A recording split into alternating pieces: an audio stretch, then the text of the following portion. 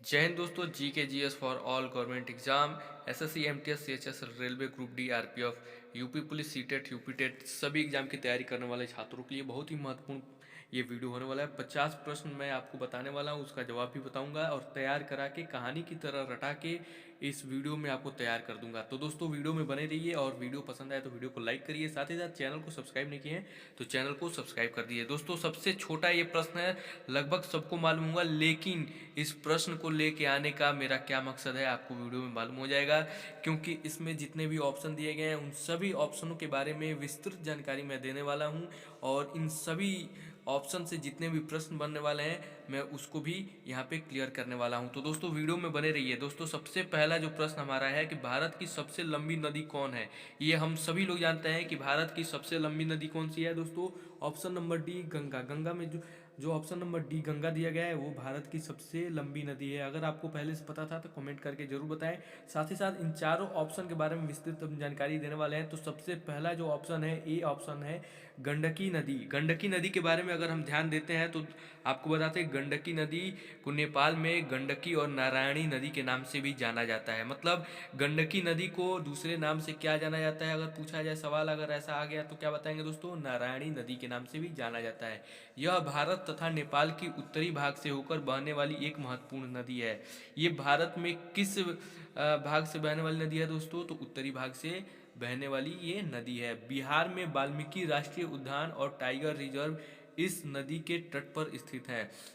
तो अगर प्रश्न में आ गए गंडकी नदी के तट पे कौन कौन से उद्यान स्थित हैं, तो आप बताएंगे वाल्मीकि राष्ट्रीय उद्यान और टाइगर रिजर्व। तो दोस्तों आगे जो है, गंडकी नदी नेपाल सीमा के पास तिब्बत में धौलागिरी के उत्तर में मुख्य समुद्र तल से 7620 मीटर की ऊंचाई से निकलती है। कितने ऊंचाई से निकलती है दोस्तों, तो 7620 मीटर की ऊंचाई से निकलती है।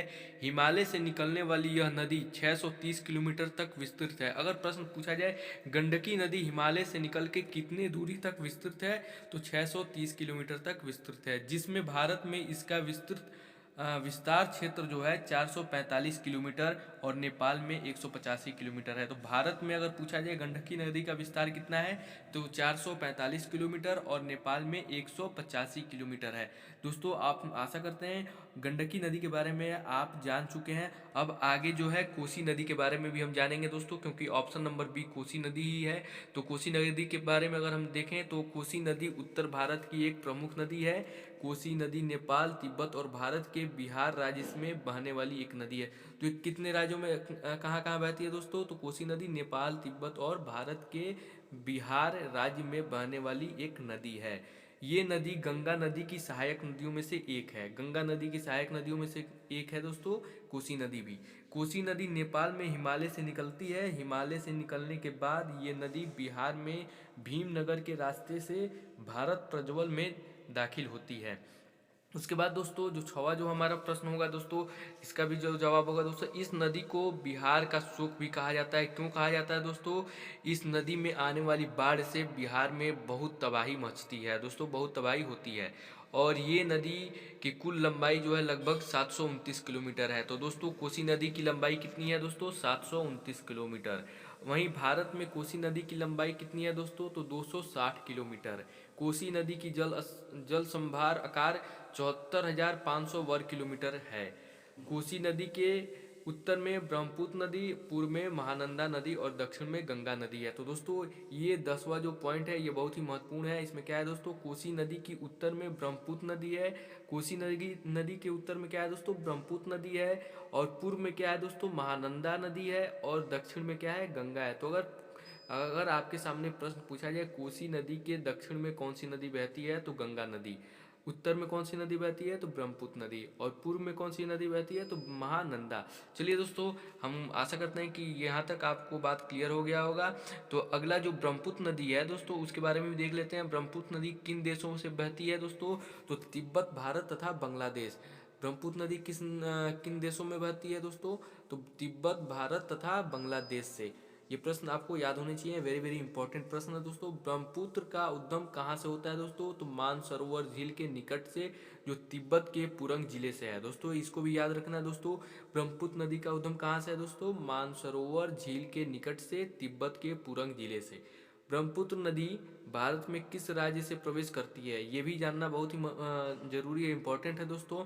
तो अरुणाचल प्रदेश राज्य से नामचा बारवा पर्वत के पास दक्षिण पश्चिम दिशा में मुड़कर।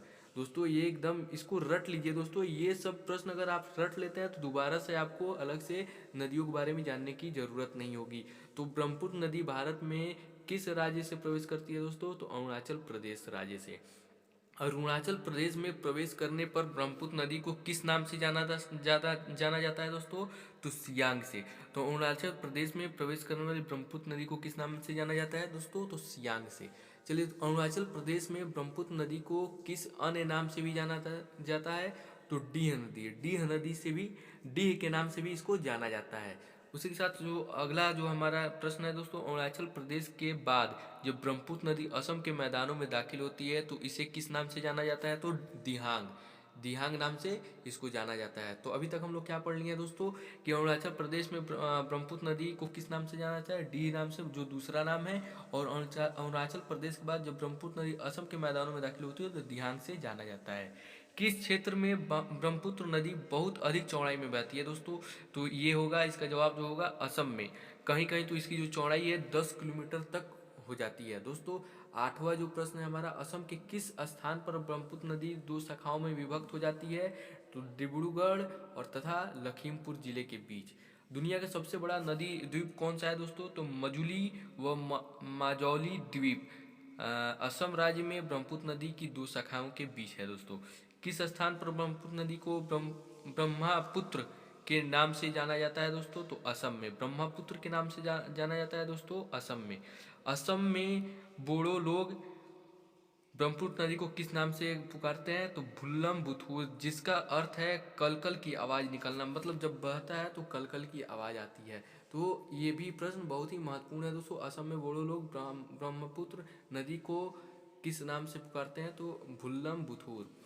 चलिए दोस्तों, हमारा जो लास्ट ऑप्शन था गंगा नदी। गंगा नदी के बारे में जान जाते हैं। किन दो नदियों के संगम के बाद गंगा नदी कहलाती है दोस्तों, देवप्रयाग, भागीरथी और अलकनंदा। अलकनंदा और भागीरथी के संगम के बाद गंगा नदी कहलाती है। किसे गंगा नदी का वाटर टावर कहा जाता है, तो नेपाल को गंगा नदी का वाटर टावर कहा जाता है।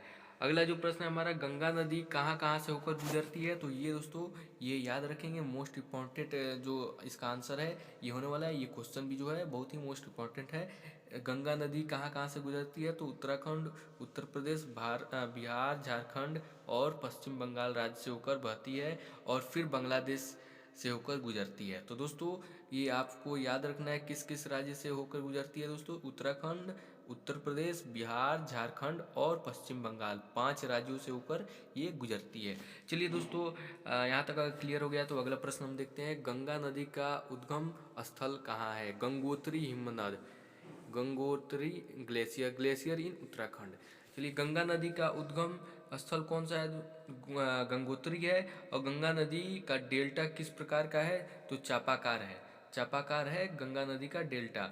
तो दोस्तों, गंगा नदी किन दो नदियों के मिलने पर बनती है, तो भागीरथी और अलकनंदा, मैंने आपको पहले ही बता दिया था।